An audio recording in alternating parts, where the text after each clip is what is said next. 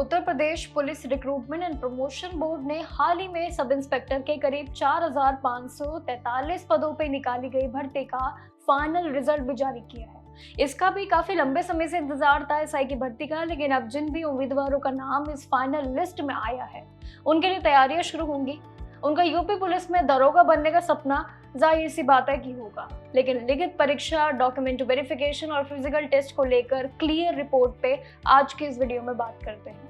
उम्मीदवारों के दिमाग में कई तरीके के सवाल है कि आखिर ज्वाइनिंग के बाद हमारा आगे क्या काम होगा, प्रोसेस क्या होगा, उन्हें हर महीने आखिर कितनी सैलरी मिलेगी, ये सभी डाउट्स को आज क्लियर करते हैं।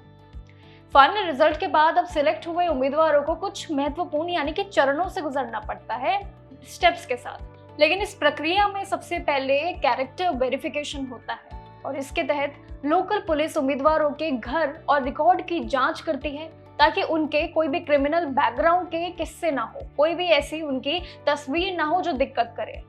इसके बाद उम्मीदवारों का मेडिकल एग्जामिनेशन होता है जहां पे उनकी आंख, कान, हाइट और फिजिकल फिटनेस को बहुत बारीकी से जांच किया जाता है, चेक किया जाता है।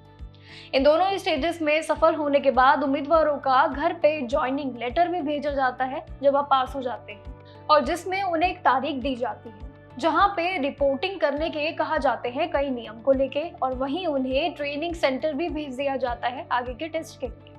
लेकिन ट्रेनिंग के दौरान उन्हें कानूनी, फिजिकल ड्रिल और साथ ही वेपन्स हैंडलिंग और साथ ही साइबर क्राइम और पब्लिक जितनी भी डीलिंग जैसे काम हैं, ये अहम जितने भी काम हैं इनके साथ गुजरना होता है। ट्रेनिंग को पूरी तरीके से करने के बाद विभाग की जरूरत के हिसाब से अलग अलग थानों में उनकी फाइनल पोस्टिंग दी जाती है। ये चरण आसान नहीं होते हैं। अब सरकारी नौकरी के यहाँ पे इंतजाम के बाद यूपी पुलिस एसआई के पद पे जरूर बहुत ही बातें होती है, जैसे कि सैलरी स्ट्रक्चर भी सबके दिमाग में होता है। दरोगा का ये एक पद मैट्रिक्स लेवल 6 के अंदर आता है, जिसका पे भी जरूर 9,300 से लेकर 34,800 तक बनता है और इसमें 4,200 के ग्रेड पे भी दिए जाते हैं।